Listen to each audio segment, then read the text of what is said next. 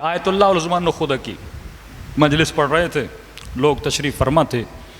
انہوں نے کہا کہ لوگوں، اگر علی والا بننا ہے تو کربلا کو دیکھ، جتنے دشمن امام حسین تھے امام نے فرمایا کیوں میرے مقابلے میں کھڑے ہو، کیونکہ ملئت بطونکم من الحرام، تمہاری شکم میں حرام کا پیسہ، حرام کا مال، حرام کا لقمہ، اب اس لقمے نے اثر کیا ہے تبھی تمہارے دلوں پر میری باتوں کا اثر نہیں ہو رہا. کہ اگر شکم میں حرام کا مال ہے کبھی بھی حسینی نہیں بن سکتے. مجلس میں ایک سرکاری ملازم تھا شاہ کا، اٹھا بعد میں آغا صاحب سے ملا کہ نہ قبلہ، میری زندگی کی تو پوری کمائی حرام کی، ہمارا کام ہی تو رشوت ہے، لوگوں کو لوٹنا ہے، ظلم کرنا ہے، نوکری چھوڑتا ہوں تو میرے پاس کچھ بھی نہیں. کہ یہ تو بتاؤ، شیطان تجھے اگر حرام کے ذریعے سے کھلا رہا ہے تو کیا خدا حلال کے ذریعے سے نہیں کھلائے گا؟ تو عجیب ہی مانے تم، وہاں سے تجھے مل رہا ہے تو یہاں سے کیوں نہیں ملے گا؟ اس نے کہا ٹھیک ہے قبلہ کیا کروں؟ کل میں نے شرائط بتائی تھی کہ ازالہ گناہ کر. کیا مطلب؟ جو حرام جہاں سے لیا ہے سارا یا خیرات خدا میں دے، واپس کر، یہ جاب چھوڑ دے، نوکری چھوڑ دے. ان پر اثر ہوا کہ بھائی پوری زندگی ایسے گزر گئی، مر جاؤں گا جہنمی بن جاؤں گا، امام حسین کی شفاعت نہیں ملے گی، کروں تو کیا کروں؟ اس نے نوکری چھوڑنے کا اعلان کیا. اس کے بڑے بیٹے کو پتہ چلا کہ بھائی یہ کون مولوی ہے جس نے بابا کو بگاڑ دیا؟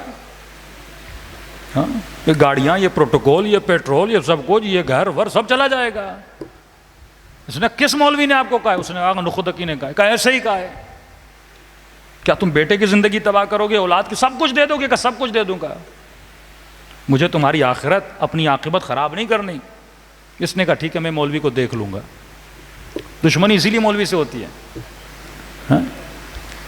یہ اٹھا، پسٹل لی، مسجد گیا جہاں پہ آیت اللہ نخودہ کی نماز پڑھاتے تھے. آغا کے پیچھے نماز پڑھی. جتنی جنگیں، جتنے اختلافات، اس کی جو جڑ ہے نا وہ حب ذات ہے، ذات کی محبت. یہ مومن آپس میں کیوں لڑتے ہیں؟ امام حسین کے لیے نہیں، ذات کی محبت کے لیے. کہ میں نے کہا نا ممبر تب تک مجھے اچھا لگے جب میں ممبر پہ بیٹھوں، مسجد تب تک اچھی لگے جب میں پیش امام رہوں، انجمن اچھی لگے میں ہیڈ رہوں. ہاں، بیوی کو شوہر تب تک اچھا لگتا ہے جب تک اس کا رہے. ہاں، تمام تر تعلقات اس لیے ہیں کیونکہ میری محبت اور نفرت کی جو بنیاد ہے میری ذات ہے. جیسے میری ذات بیچ میں آ جاتی ہے میں دشمن بن جاتا ہوں، لوگوں کا دشمن بن جاتا ہوں. نام اہل بیت کا لیتا ہوں لیکن دشمن بن جاتا ہوں کیونکہ ذات کی محبت. یہ ذات کی محبت انسان کو شیطان بنا دیتی.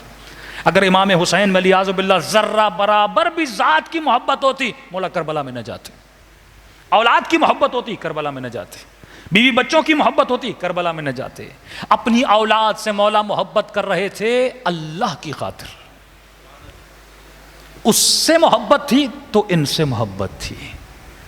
ہمیں اہل بیت سے محبت ہے، معیار پروردگار عالم ہے. کیونکہ اہل بیت کو اللہ سے محبت ہے، ہمیں اہل بیت سے محبت ہے.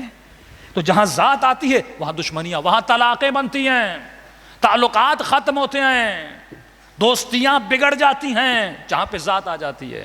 لیکن جہاں پہ تعلقات بنے محبت خدا کی بنیاد پر، مجلسیں نوحیں، ہر چیز لکھی جائے اور کی جائے پروردگار عالم کی خوشنودی کے لیے، وہاں پہ کوئی اختلاف مومنین میں نہیں ہوتا. اختلافات کی جڑ یہی ہے.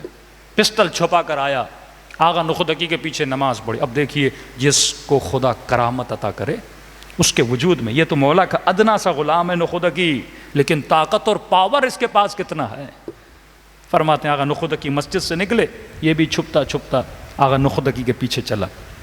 چلتے چلتے آغا نخودکی گلی میں گئے، دائیں گئے بائیں گئے. اب گھر کے قریب آنے والے تھے. یہ چوروں کی طرح چھپ چھپ کے پیچھے سے آ رہا تھا کہ پیچھے سے میں وار کروں گا، گولی ماروں گا اور بھاگ کے چلا جاؤں گا. یہ بالکل ان کے قریب پہنچنے والا تھا، پسٹل نکالی. آغا نخودکی نے دیکھا نہیں، کہا اے جوان تو علی کا ماننے والا ہے، پیچھے سے کیوں وار کر رہا ہے؟ تو علی کا چاہنے والا، میں بھی علی کا چاہنے والا، مارنا ہے تو سامنے سے آ کر مار. یہ جوان پریشان، ان کو کیسے پتا میرے پاس پسٹل ہے، ان کو کیسے پتا میں مارنے آیا ہوں؟ کہتا ہے بس یہ جملہ سننا تھا، عجیب سی ہیبت میرے وجود پہ طاری ہوئی. یہ میں نے جملہ شاید انچولی میں پڑھا، آپ کو سنایا کہ نہیں، آقا خامنہئی کا جملہ. جب ایک چھوٹا بچہ شہید کا بیٹا مجمع سے اٹھا اور مجمع کو چیرتا ہوا آغا خامنہئی کے پاس پہنچا اور ایک سوال کیا کہ آغا خامنہئی یہ بتائیے کہ دنیا آپ سے ڈرتی کیوں ہے؟ دنیا آپ سے ڈرتی کیوں ہے؟ دنیا کی بڑی بڑی طاقتیں آپ سے خوفزدہ کیوں ہیں؟ اگر ہوتا کوئی سادہ سادہ مولوی تو کیا کہتا، ہمارے پاس اتنا اسلحہ ہے، ہمارے پاس اتنی طاقت ہے، ہمارے پاس اتنی عوام ہے، ہاں؟ یا تھوڑا اور آگے بڑھتا کہتا میری نماز تہجد کی وجہ سے، میری نماز شب کی وجہ سے، میری عبادتوں کی وجہ سے۔ لیکن یہ علی خامنئی ہے جو علی کا ماننے والا ہے۔ جملہ سنیے کیا کہا، فرمایا دنیا ہم سے اس لیے ڈرتی ہے کیونکہ ہم خدا سے ڈرتے ہیں۔ جس کے دل میں خوف پروردگار عالم ہو، خدا دشمن کے وجود میں ہیبت کو طاری کر دیتا ہے۔ تو خدا کا خوف رکھ، پھر دیکھ دنیا تجھ سے کیسے ڈرتی ہے۔ لیکن آج دنیا لوگوں کے دلوں میں اپنا رعب، اپنی وحشت، اپنی دہشت، اپنا رعب پروٹوکول کے ذریعے، مال کے ذریعے، گاڑیوں کے ذریعے 10 بندے اپنے ساتھ رکھ کے ہیبت ڈالنا چاہتے ہیں۔ عزتیں دنیا کے اسباب سے نہیں ملتی، تو اللہ کی عزت کر، خدا لوگوں کے دلوں میں تیری عزت کو ڈال دے گا۔ تو خدا کا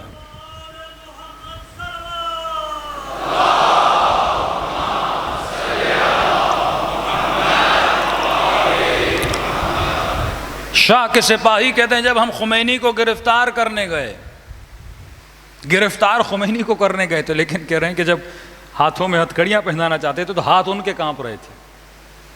یہ وحشت کون ڈالتا ہے؟ یہ خدا ڈالتا ہے۔ اگر تمہارا وجود خوف مقدس پروردگار عالم سے بھر جائے تو پھر دیکھ خدا لوگوں کے دلوں میں کیسی محبت ڈالتا ہے۔ جیسے آغائے نخودکی نے کہا، جوان پیچھے سے کیوں وار کر رہا ہے، آگے آ جا۔ کہتا ہے کہ وجود پر ایسی ہیبت طاری ہوئی، میرے ہاتھوں سے پسٹل گر گیا۔ آغا نے مڑ کے مجھے دیکھا اور کہا کہ تیرا والد تو بڑا نیک ہے، تو اسی کا بیٹا ہے؟ کہ میرے رخسار پہ ہاتھ رکھا اور پیار کیا۔ پہلا سوال یہ کیا ہے، جوان یہ بتا علی سے محبت کرتے ہو؟ تو جوان کہتا قبلہ کیوں نہیں کروں گا، شیعہ علی ہوں۔ حسین سے محبت کرتے ہو؟ کہ کیوں نہیں کروں گا، شیعہ حسین ہوں۔ کہ آج تک علی کے قبر کی زیارت کی ہے؟ کہ نہیں، آج تک یہ شرف نہیں ملا۔ کہ اگر نخودکی نے اپنا ہاتھ میرے ہاتھ پہ رکھا، کہ آنکھوں کو بند کر۔ کہتا ہے میں نے آنکھوں کو بند کیا، پھر آواز دے کر کہ آنکھوں کو کھول۔ کہ جیسے آنکھیں کھولیں تو میں نے دیکھا حسین کی زری میرے سامنے آئے۔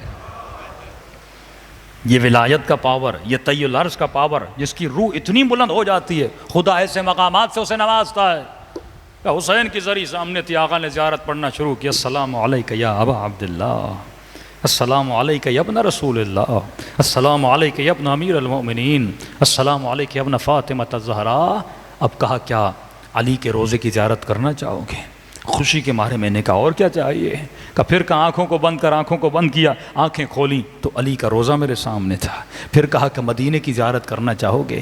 کیا جنت البقیع کی زیارت کرنا چاہو گے؟ کہ پھر کہا آنکھوں کو بند کر، آنکھیں کھولیں تو نبی کا روزہ سامنے تھا، جنت البقیع میرے پاس تھا۔ پھر آنکھوں کو بند کروا کے پھر میں نے دیکھا میں اسی گلی میں کھڑا ہوا تھا۔ کہ اب یہ بتا مال دنیا کی ارزش زیادہ ہے یا علی کے زیارت کی ارزش زیادہ ہے؟